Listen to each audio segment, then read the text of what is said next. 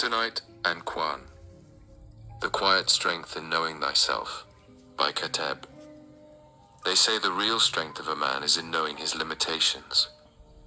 At first glance, that might sound like defeat, like saying the river is strong because it avoids the rocks.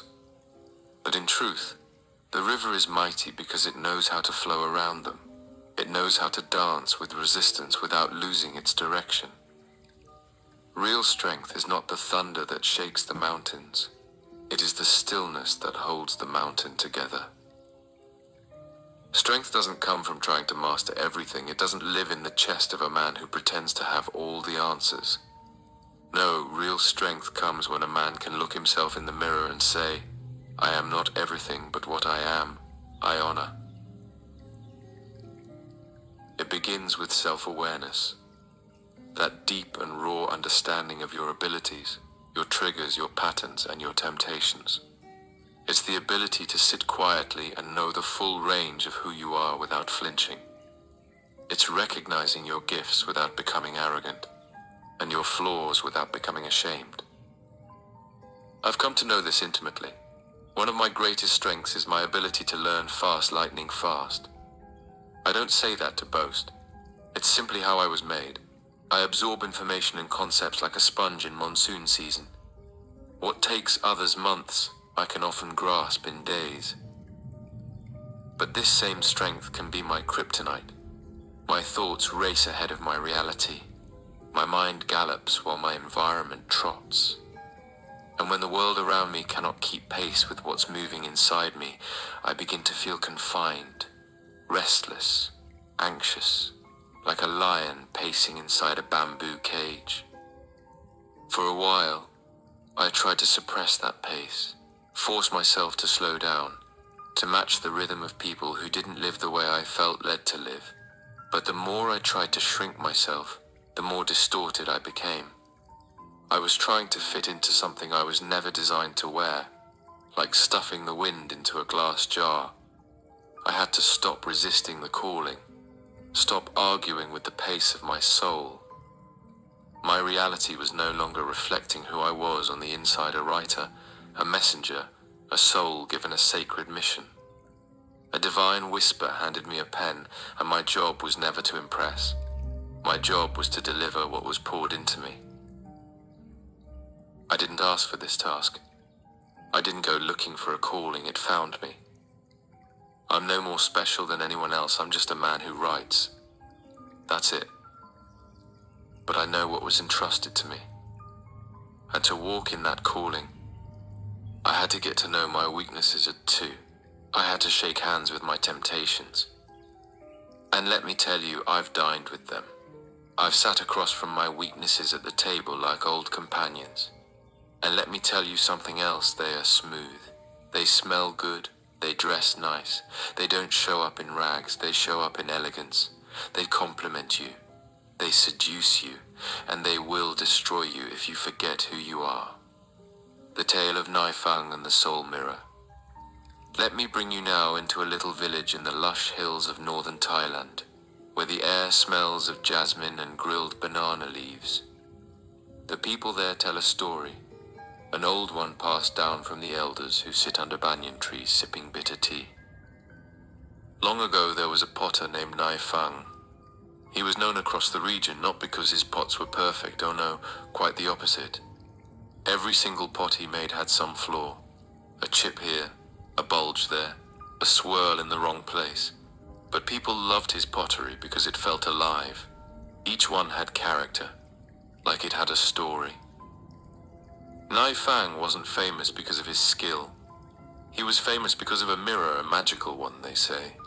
A krachquies, krayok wizet, which means sacred mirror. But this mirror didn't show your face. It showed your soul, and not your polished soul, the raw one, the messy one, the version of yourself you hide even from your best friends. Every morning before sunrise, Naifang would sit on his floor, cross-legged, and ask the mirror, "What strength must I use today? What weakness must I guard against?" One day a nobleman came to town. He had heard that Naifang's pottery never cracked in the kiln. and he wanted to know the secret.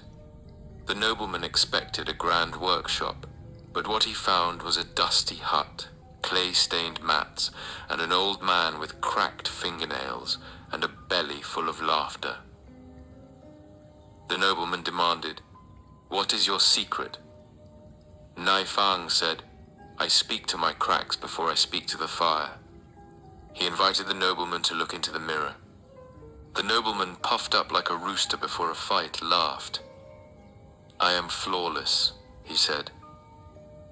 But when he looked, he saw something that stunned him, not a monster, but a man exhausted by pretense. A man crushed under the burden of appearing perfect. He turned away, speechless. From that day on, Nai Fang wasn't just known for pots. He was known for wisdom. People from nearby villages would come and ask him to help them look in the mirror, and not the glass one. That story makes me laugh because sometimes the mirror tells me things I'd rather not see, like how impatience still wrestles inside me, or how I sometimes avoid prayer when I should be running toward it, or how my mouth can spill truth in ways that slice instead of heal, especially when I don't first ask the Creator to season my words with grace. That's the thing about kryptonite. It's not always a giant boulder falling from the sky.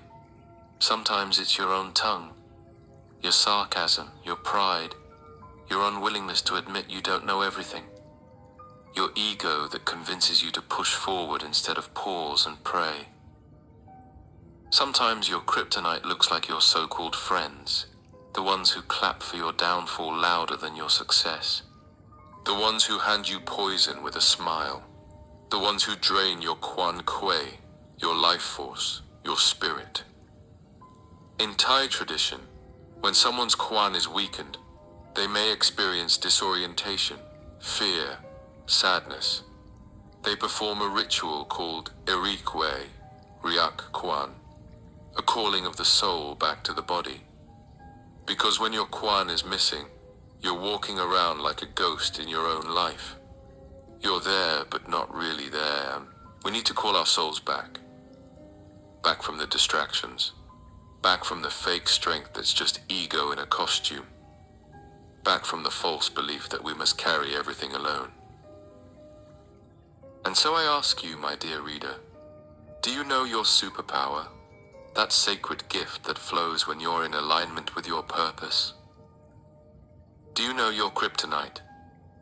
That sweet-scented trap that always seems to show up dressed in the very thing you crave? Do you know your Khwan? That soft, glowing breath of your soul that disappears when you ignore the Creator's whispers? Because we cannot walk in real strength unless we know all three. We must learn to laugh at our flaws, like Nai Fang. We must ask the mirror the right questions. We must sit still long enough to hear the answers. Strength is not loud. Strength is quiet like clay waiting for the hands of the master. Strength is knowing when to fight and when to fold your hands in prayer. Strength is not the absence of fear, it's choosing faith in the presence of it. It's walking through the fire, cracked but not consumed. It's being the pot that holds water, not because it is perfect, but because it knows its imperfections and was formed in the fire anyway. So know your limits, respect your rhythms, love your cracks, and let the Creator use all of it, even your kryptonite, especially your kryptonite.